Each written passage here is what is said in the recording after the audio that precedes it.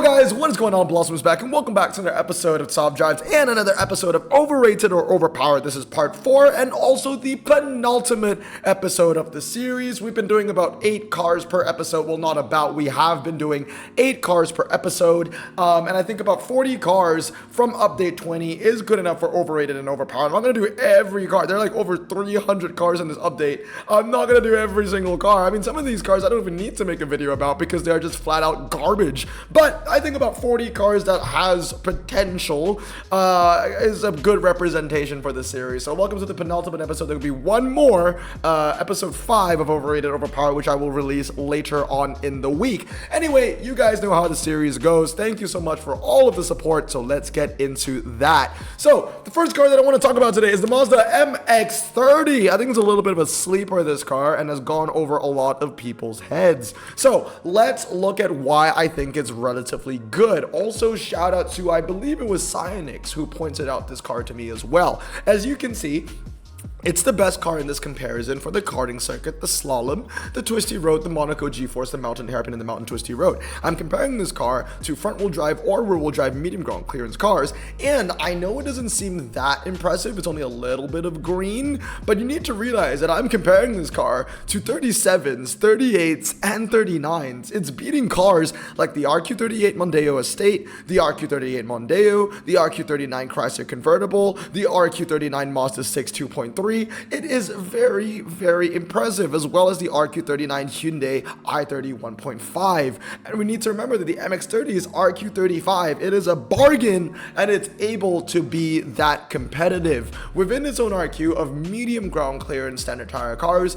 You know, it is the best in class for RQ35 and below. That being said, though, how good is the Mazda MX30 really? Because you can see that it's beating 39 to 38, so it's definitely able to hit above its weight. But how far above can it punch? Well, as you can see, I'm comparing it directly to Blossom Choice rares over here against the Laguna Coupe, the Electric Shadow, the X90, MX5, and the Elan. Now, this one's a little more of a biased comparison because there are low ground clearance cars in here, but if you want to be the best of the best, you gotta be the best of the best. And as you can see, it's still the best car for the mountain hairpin and the best car for the karting circuit. And we need to remember that that's RQ35. One thing to consider, though, is that it does lose to the car park, the G-force, and the slalom to the Lotus Elan, which is actually an even cheaper car to use, which is also considered Blossom Choice. That being said, though, it is better than the Peugeot E208 in many races aside from City Street Small. So one thing that I can consider is probably replacing the Peugeot E208 with the Mazda MX30. There is a 2 RQ difference, and it is still really impressive that the Peugeot E208 is the better car for the City Street Small. But I think we can agree that the MX30 is way more of a bargain, and the fact that it's able to be the best car for the karting circuit and the mountain hairpin compared to the RQ37 X90, the RQ37 MX5, and even the 39 Electric Shadow Edition is very, very impressive. So with that being said, I think the MX30 is a fantastic bargain. It is the best car overall for the karting circuit within the comparison, and it is just a fantastic bargain. It is a car that I will definitely consider to be Blossom Choice. Now, moving on is the Hyundai i30 and Project C. This is a pretty interesting car, so let's talk about that. When it comes to just the update of Asian Pacific Coast Highway, what is it called again? Asian Pacific Grand Prix.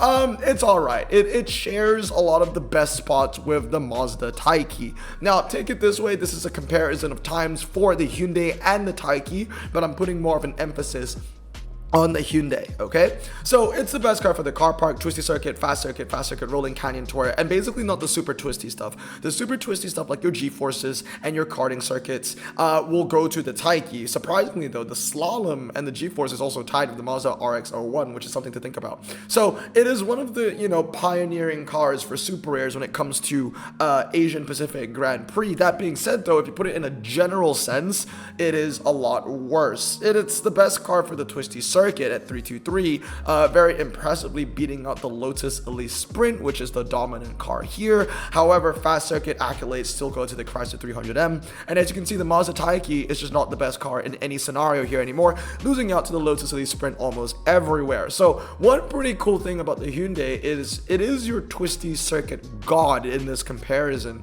That being said though, it is a little bit unfair to compare the Hyundai to the Lotus Elise Sprint Sprint, because the Lotus Elise Sprint is indeed like, you know, a convertible. It's a lot lighter. So let's look at the Hyundai N Project C within its own niche. So I'm comparing it up to hatchbacks over here. Now, this is a pretty tough one to compare it to as well, because all of the hatchbacks that you see are also medium ground clearance.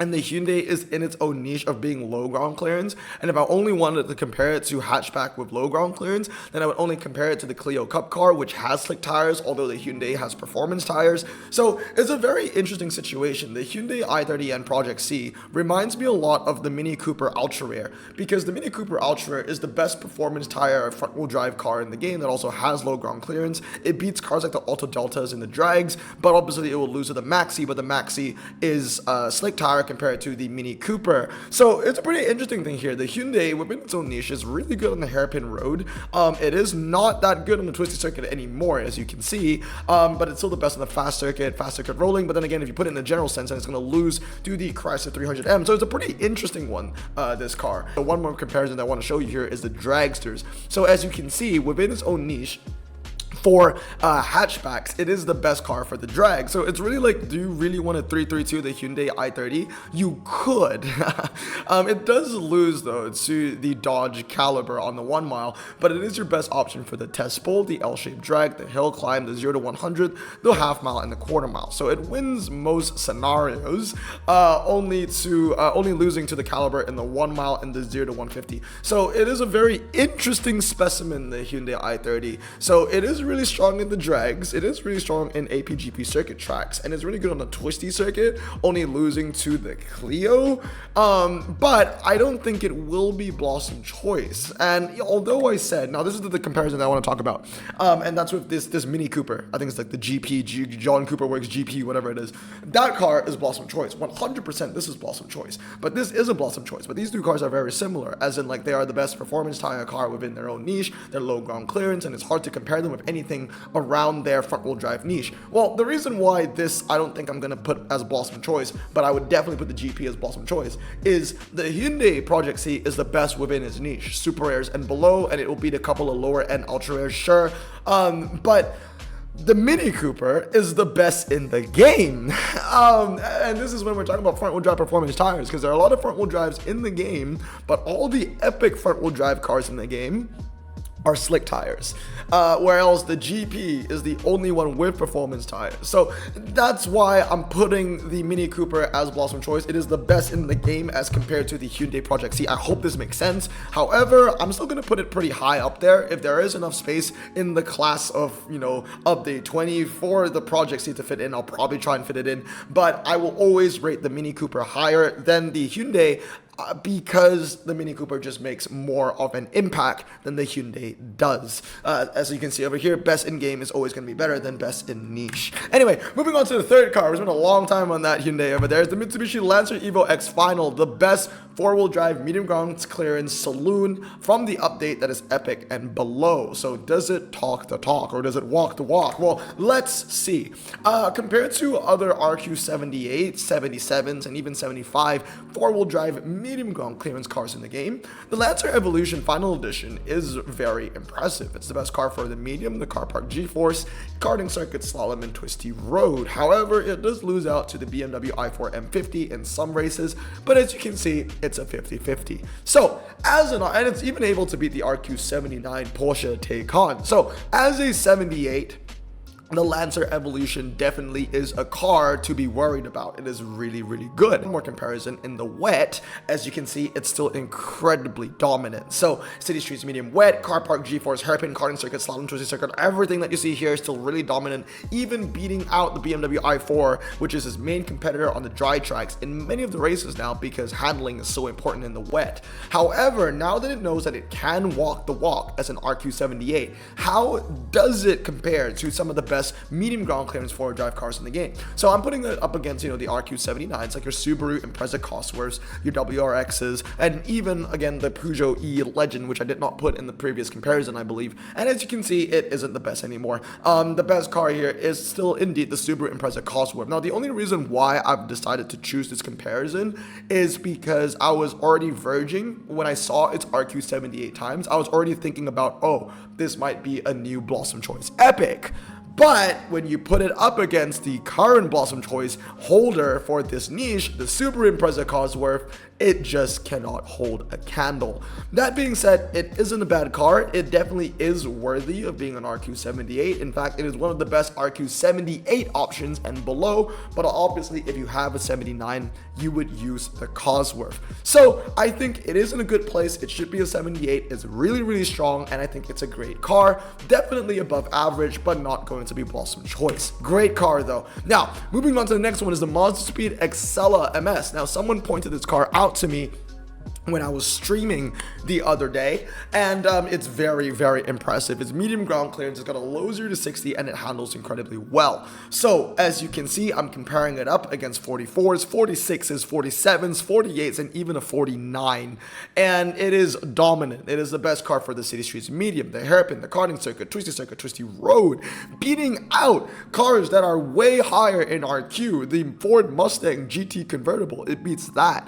It beats the GNX on the city streets medium. It beats the HSV Maloo in many track sets. It is a very impressive car. So let's put it up against the best of the best. And as you can see, against the best of the best, the 79s of the game, this is where it falters a little bit. It then loses to the Blossom Choice Renault Clio 220 trophy. It also loses to the Mini Cooper S on the indoor karting, and also obviously the Bentleys on the fast circuits as well. But guys, I don't want to make it seem like the Xcela is bad. The fact that I'm comparing an RQ44 with some of the best that Super Rare has to offer is incredibly impressive, and I genuinely think that this car has a very good chance at becoming a Blossom Choice car. It is a mid-range, it's the best in the mid-range RQ twisty track sets and the city streets medium, and it is an incredible bargain. It loses to the best of the best, yes, but it's not even fair to compare it to the best of the best. It's a 44 against 49s. Within its own niche of anything below 46, this thing is incredibly dominant. The Xcela MS is amazing. Alright, moving on now is the Mazda CX50 2.5 Turbo, also known as the best four-wheel drive standard tire car, four-wheel drive standard tire ultra rare car in the update of Asian Pacific Grand Prix. So how good is it actually? Does it walk the walk, as I always say in the series?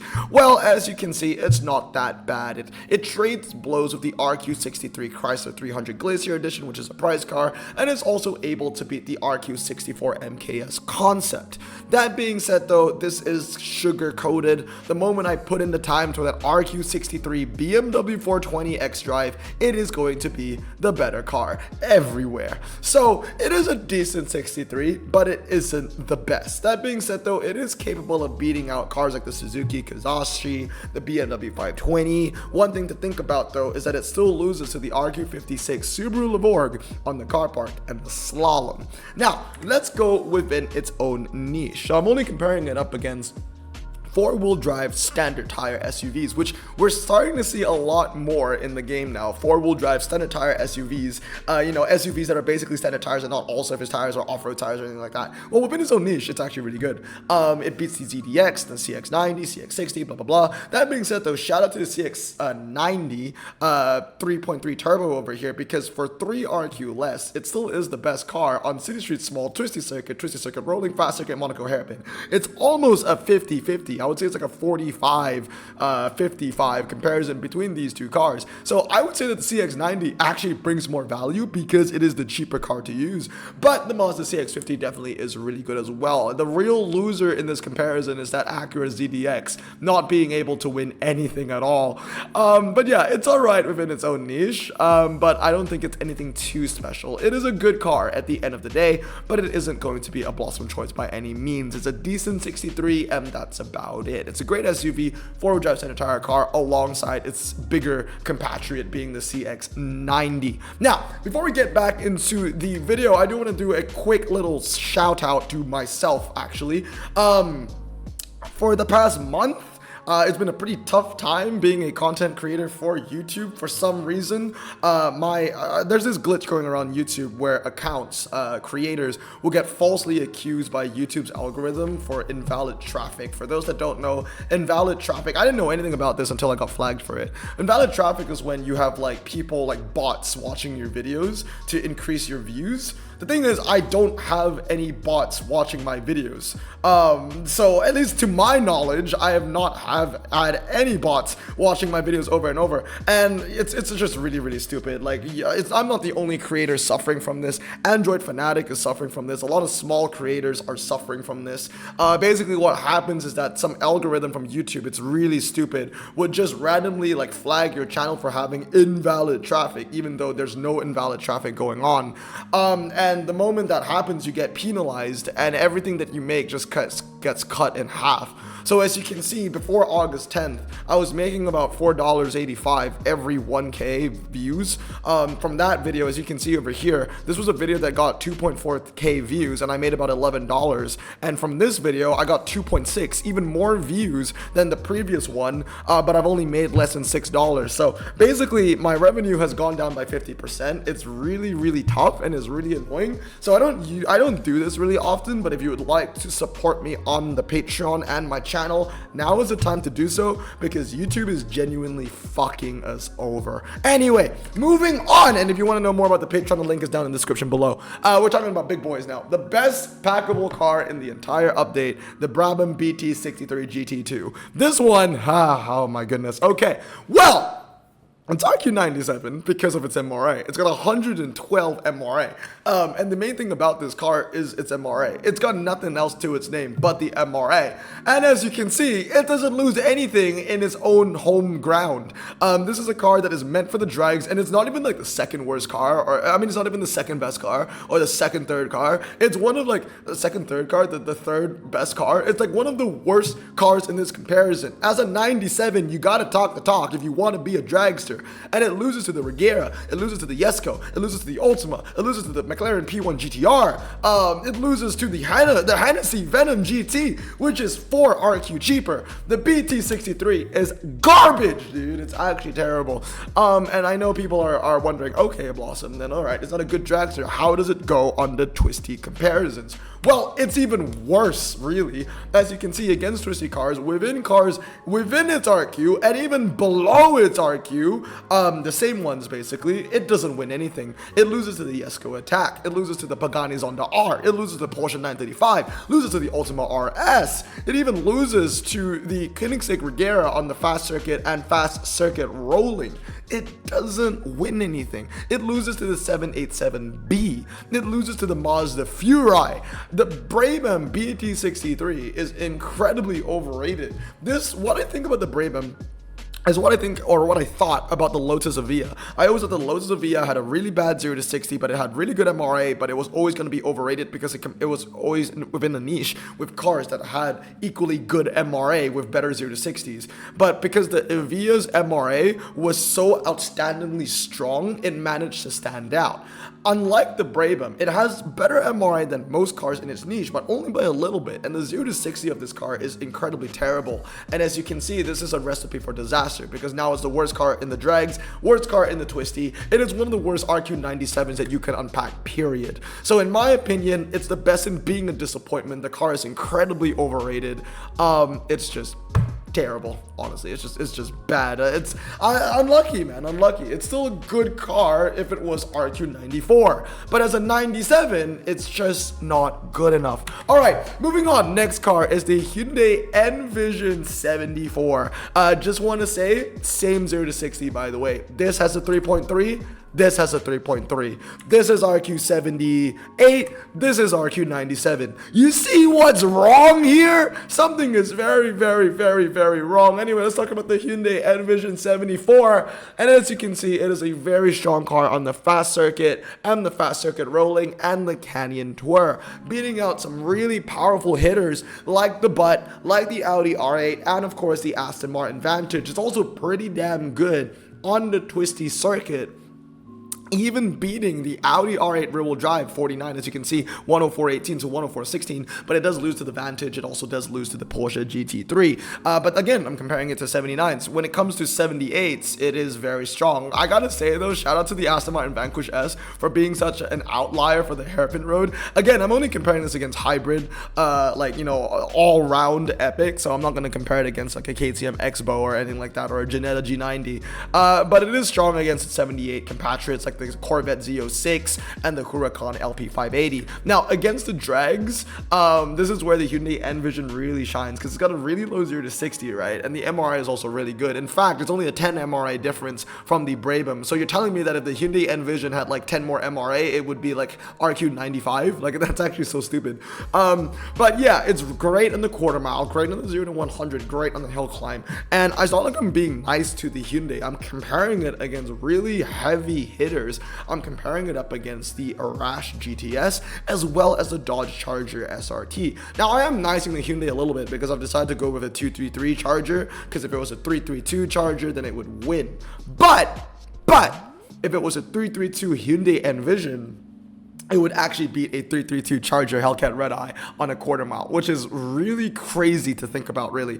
That being said, it still loses to the Superstock. The Superstock is not in this comparison, but the Superstock will beat the Hyundai Envision everywhere in the quarter mile. But that being said, the Hyundai Envision handles better than all these Chargers. So it's a very interesting car. It's like a fast circuit kind of quarter mile niche kind of car. It has no top speed. As you can see, it's the worst car here at 158 compared to everything else. It has no top speed. It's no 1 mile car. It's not even a half mile car, as you can see. I mean, half mile still does decent, but this is where it starts losing out to the Arash. It starts losing out to the Charger. I think it's the third best car in this comparison. But yeah, for a quarter mile fast circuit rolling, and even twisty circuit, this thing is ridiculously strong. So it's pretty interesting. Like, do you want a 332 or do you want a 233? I think 233 for the fast circuit and the fast circuit rolling is more of a value, but it's actually pretty good.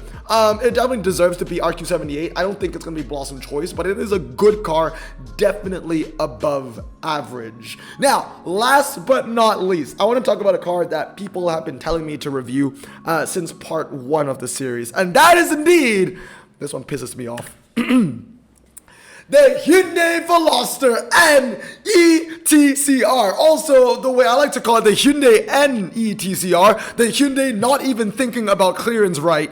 It is just the most, people tell me, oh my god, Blossom, you should review this car. It's so good because it's medium ground clearance. It's medium ground clearance. It's medium ground.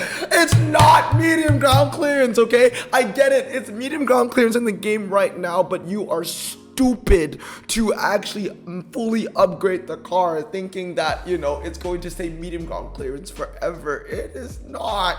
This is a classic hot shot, man. There's no way this car is actually medium. I don't know why it's even considered medium. Now, as you can see, it's next to an Evo, a car that's actually medium, and as you can see, there's a genuine difference in ground clearance. You cannot tell me that these two cars have the same ground clearance. It's not medium. I get it. It's annoying. It gives me a headache because it's medium right now.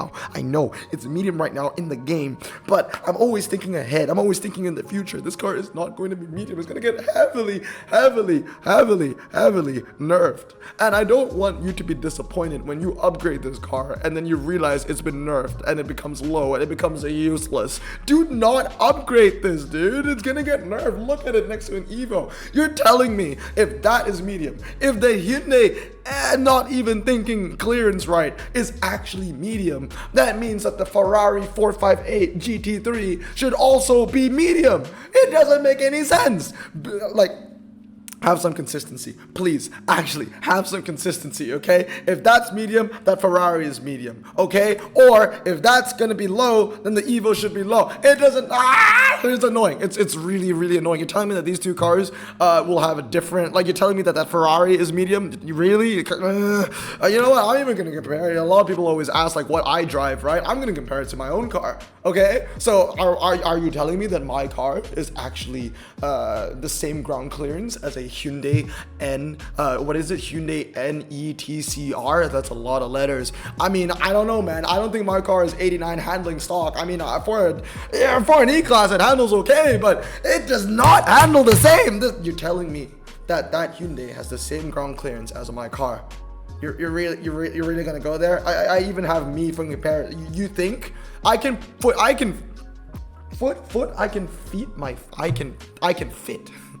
I can fit my foot under my car. You think I can fit my size 10.5 Nike Air Forces under a Hyundai NETCR? You really think so? It's so freaking dumb, man. Yeah, the funniest thing is that even on Top Drive's Club, it is literally rated as low ground clearance. Even Top Drive's Club thinks it's low because it should be. It's so stupid. Anyway, let's compare it. Yeah, okay, fine. Right now, it's the best car for city streets small and city streets medium. It beats out the RQ91 Panamera. It beats out the Galaxy TSV and also the Mitsubishi Lancer Evo 8. Yeah, that's great.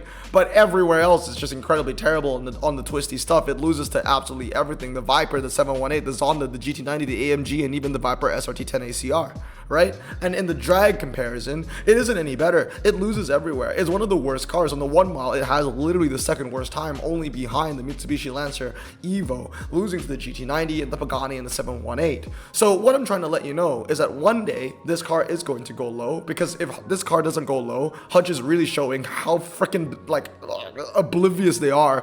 But it's gonna go low, and when it does go low, that's how it's gonna compete against RQ83s, 82s, and 81s. It's going to be sent to Gapplebees. So it's a very interesting car for me to rate. As medium ground clearance, it's definitely above average. It is like a two trick pony, right? City streets medium, city streets small. Congratulations.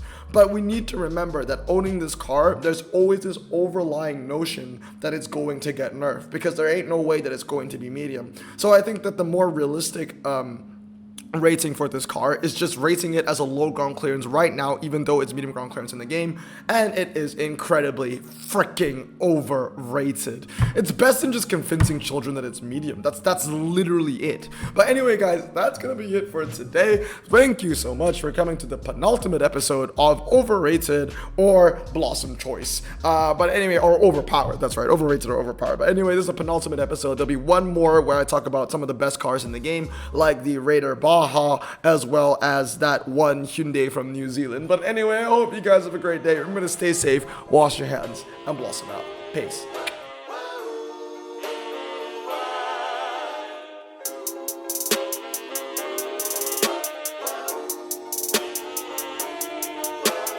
Bro, this song just makes me so happy. Me too. Imagine being Asian in the 50s, looking nifty, leather jacket, looking sleek, look like Presley, look so deadly. Got a jukebox back at home, feeling jazzy, turn it on and play it slow, like the movies with the ladies. They so fine. Imagine being Asian in the 50s, looking nifty, leather jacket, looking sleek, look like Presley, look so deadly. Got a jukebox back at home, feeling jazzy, turn it on and play it slow, like the movies with the ladies. They so fine. Sit back, relax in my Bonneville Pontiac. Hold tight all night, cruise to Jacksonville Atlantic. Blonde hair, don't care, look like Leslie Brooks.